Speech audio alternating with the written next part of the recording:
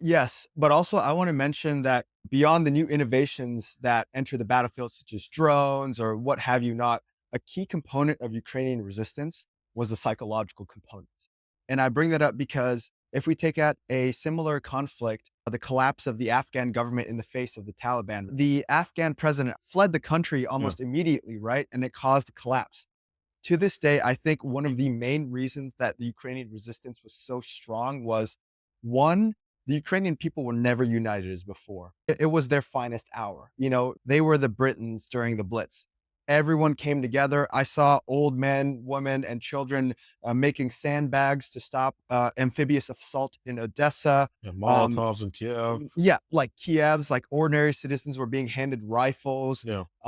People really were united into one people, one army. You know, regular babushkas became scouts, you know, Yeah. looking out the window. I still remember to this day a Ukrainian soldier sending a video where, highlighted by fire or light or wherever, Mhm. he says, "We'll be in the bushes, we'll be in the ground, you will meet your death in Ukraine." Напишу по-русски, чтобы было, блядь, понятнее. Шо, ребята, как дела? Шо, тиха украинская ночь, да, как говорил великий украинский писатель Гоголь?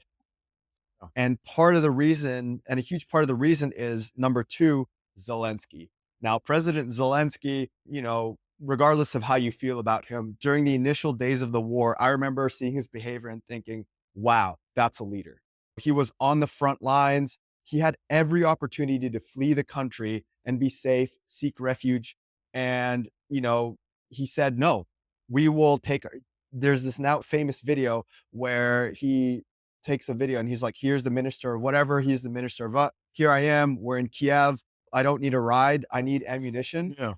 That is the reason the Ukrainian state did not collapse because they stood their ground. Yeah, I guess they kind of overlook it a little bit, but as I said, the independent teams running around, Mhm. that doesn't happen without strong morale amongst Yes. the population. Mhm. Because in Afghanistan and Iraq, you had units who really didn't care or weren't motivated enough They were, to competent yeah, units but around, but yeah. weren't enough of them, and they weren't motivated enough to Mhm. operate independently.